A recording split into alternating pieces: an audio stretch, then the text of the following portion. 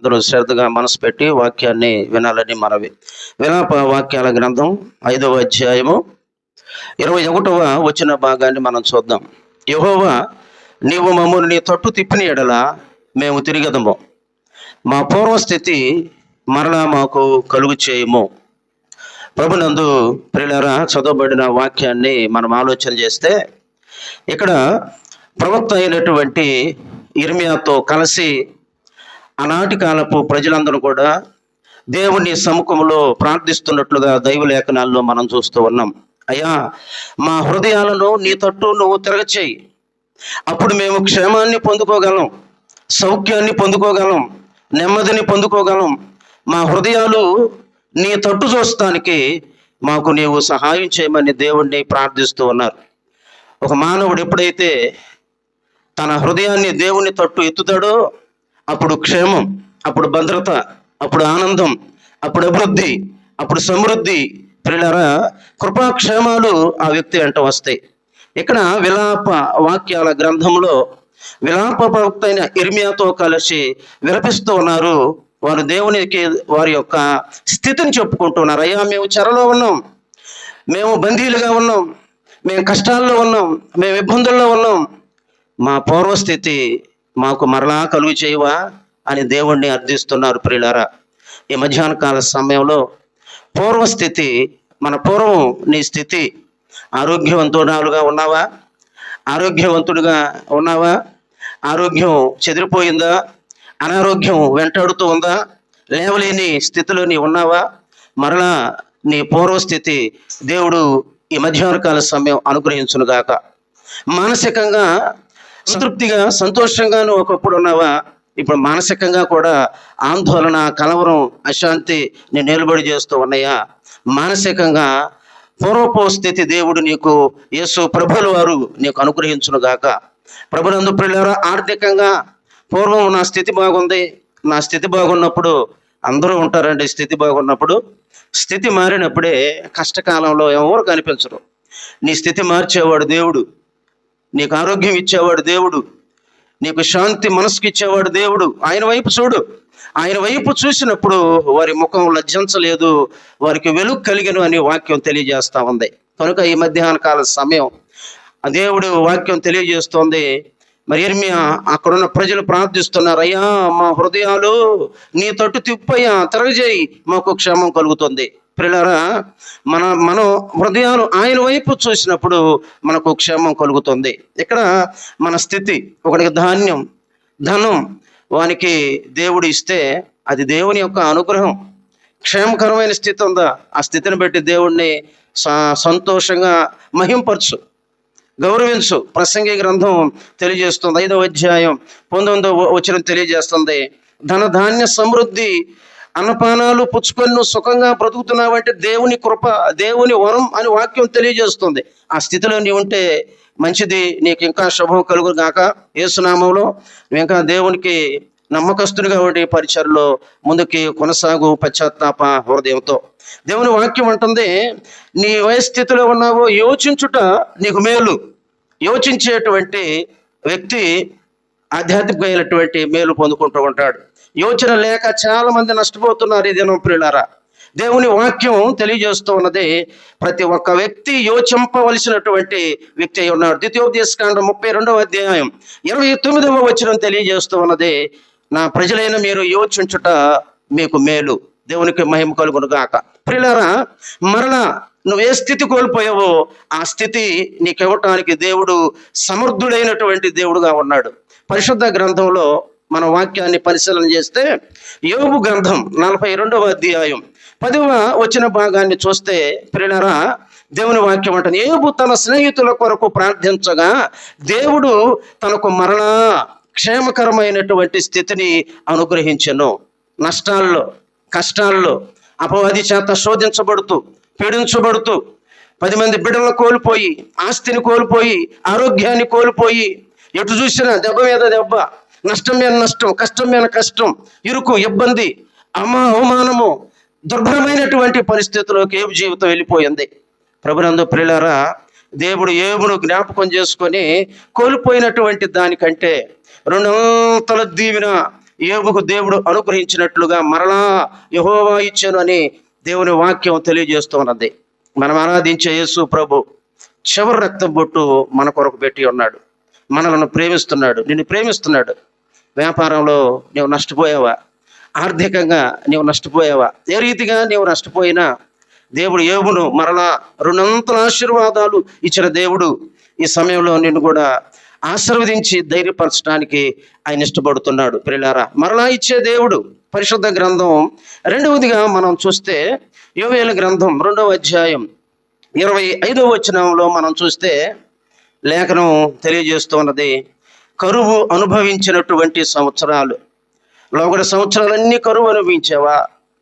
మిడతలు తినివేసినాయి అంట, గొంగల పురుగులు తినివేసినాయి అంట, పసరు పురుగులు తినివేసినాయి, చీడ పురుగులు తినివేసినాయి. ఆ తినివేసినటువంటి పంట యావత్తు మీరు నా వైపు తిరిగితే ఆ తినివేసిన పంట కరువు సంవత్సరాలు మీకు ఆశీర్వాదకరమైన సంవత్సరాలుగా నేను మారుస్తానని దేవుని వాక్యం తెలియజేస్తా ఉంది. కరువు, నయోమి కరువు అనుభవించింది. కరువు సంవత్సరాలు దేవుడు ఒక దినం ఆమె మారా జీవితం మధురంగా మార్చి కరువు లేని స్థితితో బోయాజును పరిచయం చేసి అక్కడ గొప్ప ఆశీర్వాదాలు విడుదల చేసినట్లుగా పరిశుద్ధ గ్రంథం తెలియజేస్తూ ఉన్నది. ప్రియులారా, ఒకటి మరలా తిరిగి యోబుకు ఆరోగ్యం, మరలా తిరిగి ఆస్తి, ఐశ్వర్యం, బిడ్డలు సమస్తం ఇచ్చాడు. రెండవదిగా తినివేసిన పంట, ఆర్థికమైనటువంటి ఇబ్బందులు, కరువు, నష్టం, కష్టం, కీడు, వడ్డీలు, ఉపద్రవాలు, అలకల్లోలాలు సమస్తం నుండి విడిపించి ఇదిగో మీరు నా వైపు చూస్తే మరలా తినివేసినటువంటి పంట అంతా నేను ఇస్తానని ఇక్కడ యోవేలు ప్రవక్త ద్వారా దేవుడు తన ప్రజలకు పిలుపునిస్తూ మనం చూస్తూ ఉన్నాం. కనుక మూడవదిగా మనం చూస్తే దానియేలు గ్రంథం 4వ అధ్యాయం 36వ వచనం తెలియజేస్తూ ఉన్నది. పరిశుద్ధ గ్రంథం గౌరవం, ప్రభావం కోల్పోయినటువంటి వ్యక్తిగా ఇక్కడ నెబుకద్నెజరు మహారాజును మనం చూస్తూ ఉన్నాం. గర్వంతో గడ్డి వేయవలసిన పరిస్థితి ఆయనకు రావటం మనం చూస్తూ ఉన్నాం. ప్రభునందు ప్రియులారా, క్షేమం కోల్పోయాడు, ఆనందం, సంతృష్టి సమస్తం కోల్పోయి, ప్రభావం కోల్పోయి, రాజ్యాన్ని కోల్పోయి అడవి మృగాలతో కూడా సంచరించేటువంటి ఒక వ్యక్తి అయినప్పుడు దేవుడు తిరిగి మరలా పశు స్వభావం తీసివేసి మనిషి స్వభావం ఇచ్చి మరలా కోల్పోయిన రాజ్యాన్ని ఇచ్చినప్పుడు పలుకుతున్న మాటలు మనం చూస్తూ ఉన్నాం. అతడు బుద్ధి, మానవ బుద్ధి అతనికి కలిగినప్పుడు అని మనం చూస్తూ ఉన్నాం. ఈరోజు బుద్ధి ఉంటున్నా చాలా మందికి. వాక్యం చదువుతున్నా బుద్ధి లేదు. బుద్ధి లేని మనుషులు, అజ్ఞానమైన మనుషులు. ప్రభునందు ప్రియులారా, చిన్న కుమారుడికి బుద్ధి వచ్చిందట. బుద్ధి వచ్చాడు కాబట్టి అతను బతికాడు. బుద్ధి లేక చాలా మంది నష్టపోతూ ఉన్నారు. ఇగో చూడండి, నెబుకద్నెజరు బుద్ధి లేక మాట్లాడి తన జీవితం అంతా కూడా వ్యర్థం చేసుకున్నాడు. బుద్ధి ఎప్పుడైతే అతనికి వచ్చిందో సంతోషపడతాం, తండ్రికి సంతోషం కలిగింది. బుద్ధి లేని క్రియలు ప్రభునందు ప్రియులారా, బుద్ధి, అసూయ బుద్ధులు చాలా మందికి ఉంటున్నాయి, దుర్బుద్ధులు ఉంటున్నాయి చాలా మందికి, అనేక రకాలైన బుద్ధులు ఉంటూ ఉన్నాయి. కృతజ్ఞత బుద్ధి నేటి దినాలు చాలా మందికి లేదండి. విషబుద్ధులు ఉంటున్నాయి. ప్రభునందు ప్రియులారా, నీ బుద్ధి మంచిదైతే నీకు ఆశీర్వాదం. బుద్ధి మార్చుకున్నాడు నెబుకద్నెజరు మహారాజు. కనుక అతనికి క్షేమం, అభివృద్ధి, మరలా ఆకాశమందు ఉన్న దేవుని మహింపరచడం, కోల్పోయిన సమస్త గౌరవం, ప్రభావం ఆయనకి దక్కటం జరిగింది. మరలా ఇచ్చే దేవుడు ప్రభునందు ప్రియులారా, మరలా యోబుకు ఆశీర్వాదం, మరలా తినేసిన సంవత్సరాల పంట, లోగడ సంవత్సరాల్లో కష్టం, నష్టం, ఇరుకు, ఇబ్బంది, కీడు తొలగించి ఆశీర్వాద సంవత్సరంగా దేవుడు ఈ 2026 నీకు మార్చుగాక. దేవునికి స్తోత్రం. మూడవదిగా మనం చూసాం, కోల్పోయిన గౌరవం, ప్రభావాలు నెబుకద్నెజరుకు మరలా ఇచ్చాడు దేవుడు. నీకు కూడా మరలా ఇవ్వటానికి ఈ వర్తమానం నీకు అందిస్తున్నాడు. కృపగలిగిన యేసు ప్రభువారు నీ కోసం అన్ని ఇచ్చాడు. ఆయన పరలోకం నుండి దిగివచ్చి దాసుడుగా మొలకిరీటధారి అయి భయముతో పొడవబడి పిడుగుదులు తిని అవమానపరచబడి, తండ్రి వీరేం చేస్తున్నారు, వీరిని క్షమించమని పలికి ప్రేమ, క్షమ నీ కొరకు ఆయన చూపించాడు. అట్టి ప్రభువుని ప్రేమతో వెంబడించు, నమ్ముకో. గొప్ప రక్షణ, శాంతి, సమాధానం నీకు లభిస్తుంది. దేవుని వాక్యం చెబుతోంది. ఇంకొక మాట చదివి ప్రార్థన చేసుకుందాం. దేవుని వాక్యం తెలియజేస్తూ ఉన్నది. ప్రభువుని ప్రసంగి గ్రంథం 5వ అధ్యాయము 15-16 వచ్చిన భాగాలు మనం చూస్తే దేవుని వాక్యం అంటూ ఉన్నది, మనం ఈ లోకంలో దిగంబరులుగా వచ్చాం, మరలా దిగంబరులుగానే మనం వెళ్ళిపోవాలి. యోబు కూడా అన్నాడు, నేను నా తల్లి గర్భంలో నుండి దిగంబరిగా వచ్చి దిగంబరిగానే మరలా వెళ్ళాలి అని. ఈ ఒక్క విషయం జ్ఞాపకం చేసుకుందాం. మన దిగంబరులుగా వచ్చాం. తల్లి గర్భంలో మనకు ఒక ఇల్లు దేవుడు ఏర్పాటు చేశాడు. 9 మాసాలు లేక 10 మాసాలు. ప్రభునందు ప్రియులారా, మరలా ఆ యొక్క చీకటి గర్భంలోకి మనం వెళ్ళవలసినటువంటి వారమై ఉన్నాం. ఈ లోకంలో జీవించి ఉండగానే మరలా క్షేమకరమైన స్థితి ఇచ్చేటువంటి దేవుణ్ణి నమ్ముకో. ఎంతవరకు ఆయన నమ్ముకొని వెనకబడిపోయావా? ముందుకురా, ఆయన వైపు చూడు, పశ్చాత్తాపడు, కన్నీరు గారు. అన్నీ కోల్పోయాడు యోబు. మరలా దేవుడు 2 ఆశీర్వాదం ఇచ్చాడండి. మన దేవుడు అన్ని కోల్పోయినా మరలా ఇచ్చే దేవుడు. యాక్సిడెంట్ అయ్యి 3 నెలలు నేను కూడా మంచంలో ఉన్నా. అన్ని కార్యక్రమాలు ఆగిపోయినాయి. అయినా దేవుడు కృపతో ఇప్పుడు మళ్ళీ ఈ మాటలు చెప్పడానికి శక్తి ఇచ్చాడు. ఇది 5వ నెల. దేవుడు తన కృపతో మళ్ళీ నుంచోటానికి ఎట్లా ఆ శక్తి ఇచ్చాడు. నువ్వు కూడా పడిపోయి ఉన్నావా? మంచంలో అనారోగ్యంతో ఉన్నావా? ఇబ్బందుల్లో ఉన్నావా? ఎవరు పట్టించుకోరండి ఆ బాధల్లో, శ్రమల్లో. అదిగో నువ్వు నమ్ముకున్న దేవుడు ఉన్నాడు. ఆయన నీకు నీ కష్టంలో, శ్రమలో, ఇబ్బందులు లేపి నీకు ఆరోగ్యం ఇచ్చి మరలా నీకు శక్తి ఇచ్చేటువంటి దేవుడు. దేవునికి మహిమ కలుగును గాక. ఇప్పుడు ఈ వాక్యం వింటూ ఉన్నావు, నీకు కూడా దేవుడు నీ శరీరంలో శక్తి ఇచ్చును గాక. దేవుని స్తోత్రం. దేవుని వాక్యం ఉంటుంది, మరలా మళ్ళీ మనం ఈ లోకాన్ని విడిచిపెట్టవలసిన వారమై ఉన్నాం. తల్లి గర్భంలో నుండి దిగంబరిగా వచ్చాం. దిగంబరిగానే మరలా అక్కడికి వెళ్ళాల్సినటువంటి వారం. మనం వెళ్ళక ముందే, మరలా దేవుడి పిలుపు రాకముందే, మరణం మన దేనికి రాకముందే, మరలా తాకముందే, ఈ లోకంలో జీవిత దినాలు ముయ్యక ముందే జీవిత దినాలు వ్యర్థమైపోతున్నాయండి మానవుడికి. ఒక విద్యావంతుడు లెక్కలు గడి చెప్పాడండి ప్రియులారా, ఈ 70 సంవత్సరాల ఆయుష్ కాలం తినటానికి 6 సంవత్సరాలు టైం అయిపోతా ఉంది. పని చేసుకోవడానికి 11 సంవత్సరాలు టైం అయిపోతా ఉంది. స్నానము సిద్ధపాటుకు 5 సంవత్సరాలు 6 నెలలు అయిపోతుంటాయి. సమయం అంతా వ్యర్థం అయిపోతా ఉంది. దేవుడితో ఈ మానవుడు గడిపేటువంటి సమయం ఎంత అంటే సరదాలకు 8 సంవత్సరాలు అయిపోతా ఉందట. ప్రయాణాలకి 6 సంవత్సరాలు అయిపోతా ఉంది. నిద్రకి 24 సంవత్సరాలు పెట్టిపోతా ఉంది. ఇలా మనం చూస్తే జీవితం అంతా కూడా దేవుణ్ణి ఆరాధించడానికి కేవలం 6 మాసాల టైం. కూర్చొని లేవకుండా 6 మాసాలు ఈ జీవితం మొత్తంలో సమయం అంతా వ్యర్థమైపోతా ఉంది. కనుక మరలా తిరిగి ఇయ్యగలిగింది ఆయనే. ఆయన వైపు చూడు. ఆయన పేరు నజరేయుడైన యేసుక్రీస్తు. ఆయనే మనకు ఆశీర్వాదం, ఆనందం, ఆయువు, ఒక ఆయుష్, ఒక ఆరోగ్యం ఆయన చేతిలో ఉంది. ప్రభునందు ప్రియులారా, మరలా తిరిగి మనం భూగర్భంలోకి వెళ్ళబోతా ఉన్నాం. వెళ్ళక ముందు మనం 3 ముఖ్యమైన పనులు చేయాలండి. పరిశుద్ధ గ్రంథం చెప్తా ఉంది.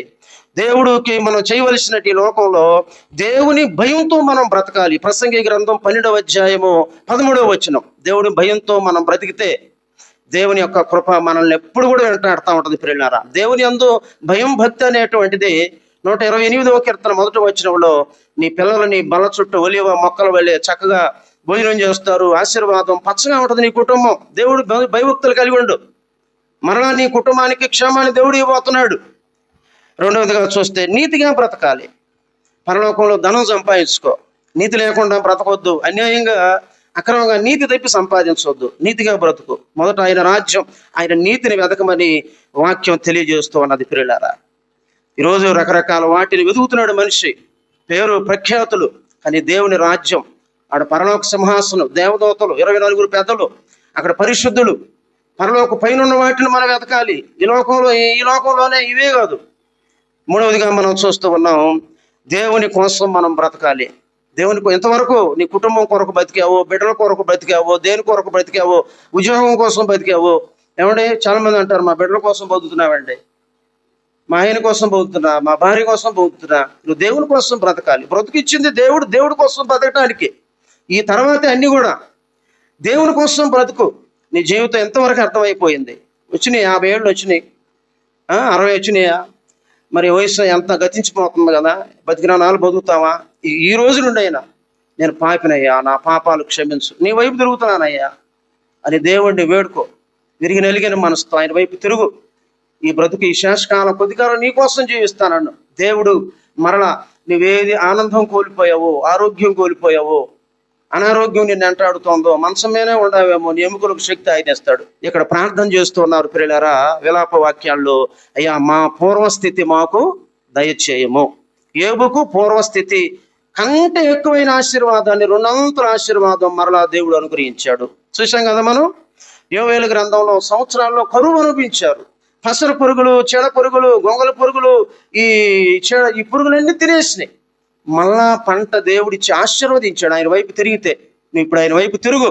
మూడవదిగా గౌరవం ప్రభావాలు పోయి నెబుకద్నెజరు రాజు గారికి మరలా దేవుడు గౌరవం ప్రభావము శక్తిగా ఆకాశమందు ఉన్న దేవుని మహిమపరిచాడు. ఆయన పరలోక రాజ్యము అంత భూలోక మండలం అంతా ఆయన ఆధిపత్యంలో ఉందని తెలుసుకున్నాడు నెబుకద్నెజరు మహారాజు. కనుక మనం కూడా తెలుసుకోవటం ఆశీర్వాదకరము. 24వదిగా చూసాం, దిగంబరులుగా వచ్చాం, మరలా దిగంబరులుగా వెళ్ళాలి. కాబట్టి భయభక్తులతో దేవుని యేసుక్రీస్తునందు భయభక్తులతో బ్రతుకుదాం మనం ప్రియులారా. నీతిగా మనం బ్రతుకుదాం ప్రియులారా. మూడవదిగా దేవుని కోసం మనం బ్రతుకుదాం. ఆయన కోసం బ్రతికేటువంటి బ్రతుకు ఆశీర్వాదకరం, నిత్యజీవం. ఆయన సదాకాలం ఆయనతో ఉంటాం. ఆయన బహుమానం. అక్కడ దుఃఖం లేదు, అక్కడ చీకటి లేదు, అక్కడ మరణం లేదు, అక్కడ ప్రయాస లేదు. అక్కడ సదాకాలం ప్రకటన 21:4 ఉంటుంది. అక్కడ సదాకాలం స్తుతి స్వరంతో దుఃఖం లేని స్థితిగతులతో మనం ఆనందంగా ఉంటాం. అట్టి యేసు ప్రభువుని నమ్ముకొని నీ పాపముల కొరకు ప్రాయశ్చిత్తం చేసి యేసు ప్రభువుని వెంబడించు. ఆయన మేలు చేస్తాడు. మరలా నీ స్థితిని నిన్ను బాగు చేస్తాడు. అట్టి కృప ప్రభు దయచేయును గాక. ఆమేన్.